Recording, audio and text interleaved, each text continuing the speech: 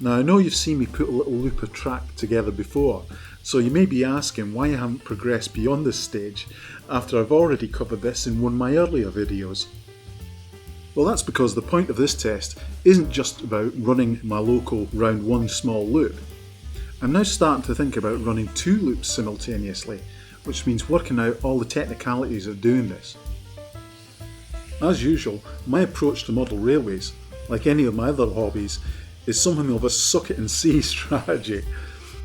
I know following more experienced builders videos or joining a local club, and fully enough our town has a very good one, will net me all the information I need, but I prefer to learn by my own experience. I tend to retain a lot more knowledge when I learn on the job, as they say. This will take a lot longer and result in a lot more mistakes, but I personally get a lot more satisfaction when I work things out by myself. Obviously, if I do get stuck or I have a question, I will seek advice, but if I look at this project as a problem-solving puzzle, I'll get a lot more of a kick out of it by resolving things myself. So what am I doing with this basic loop? The answer is trying out a new power controller. My brother came across this little Bachmann controller on eBay. It was going cheap because it had some issues, and my brother, being a bit of an electronic whiz, decided to see if he could get it working again. Turns out it was easy for him to fix this, so score 1 budget controller. Part of the issue is that the Bachmann in its original state is non-compatible with the KATO setup. But this wasn't a problem for my brother, who took the thing apart, rewired it so that it would work with the KATO feed connection, and as you can see, it now runs brilliantly. The upshot of this is that it saved me spending more cash that I couldn't afford at the moment, and those savings could then go elsewhere, probably towards some more track. So a big thank you to my brother Ian for helping me out in a situation that was beyond my technical abilities to solve.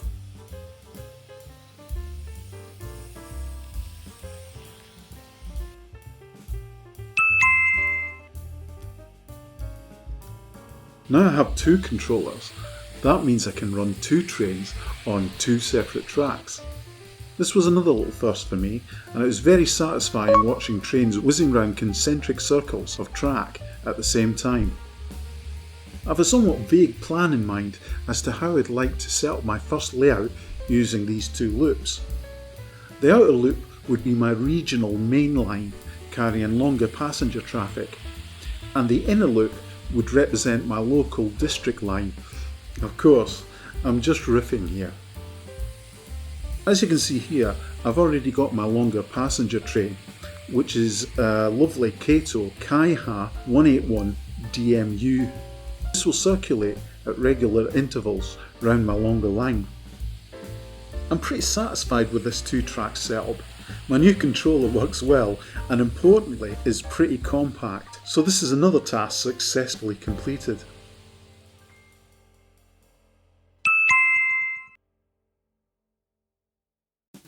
So, the next progression in this experiment was to include the ability to cross over trains from the inner to the outer loop and vice versa.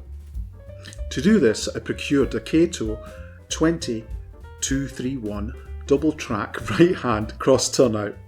A bit of an imposing piece of kit for a beginner like myself, especially as it doesn't come with any instructions or tips for its use, in English at least.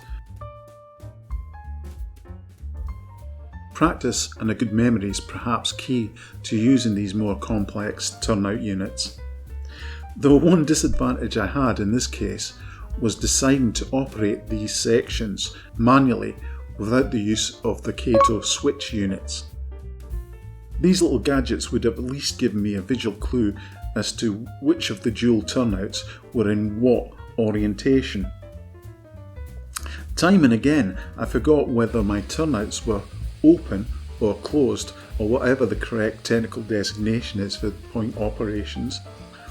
Or alternatively, I forgot to turn the switches to a closed position once a train had passed onto a new piece of track loop. What you see here is the end result of a very long session of experimentation, but eventually I kind of fudged my way to a fairly smooth transition from one line to another. Putting it mildly, I'm probably not the best signalman in the world, and it's probably just as well I don't do this as my real job. More worrying still is that I eventually have it in mind to include a couple of these double crossover turnouts, but let's not think about that now, and we'll cross that bridge when we come to it. Now, if that all looked very smooth and easy going, for a raw beginner like myself it definitely wasn't all plain sailing. In actual fact, there are several crucial operations going on in this crossover process that you have to be cognizant about in order to achieve such a simple looking procedure. And I definitely did not get this right the first time, or the second time, or the third time. In fact, it took me a wee while to get my head around the trick of this changeover.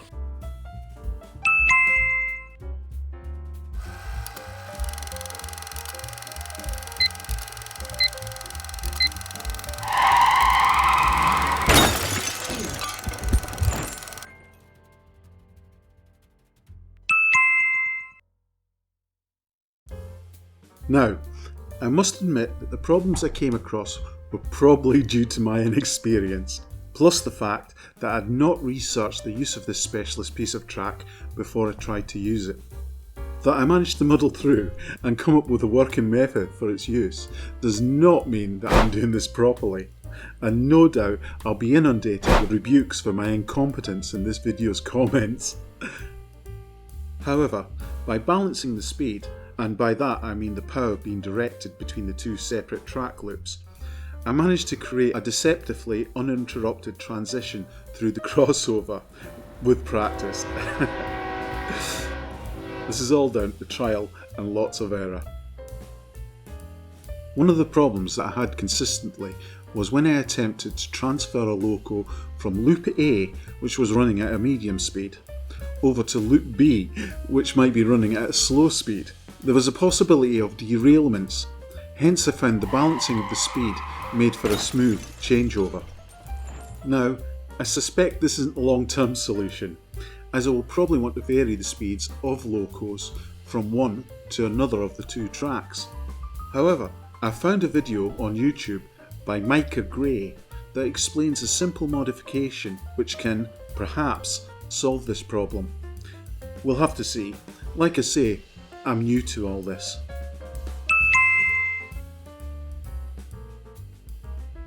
Over the course of the few beginners videos that I've made documenting my early experiments with Engage, I've tried to piece together the fundamental elements which might eventually lead me to a complete track layout, hopefully.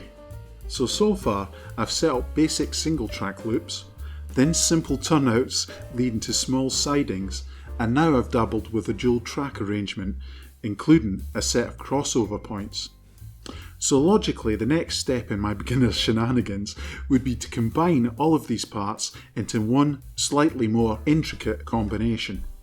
I'm a bit nervous as each new development adds just a little bit more complexity.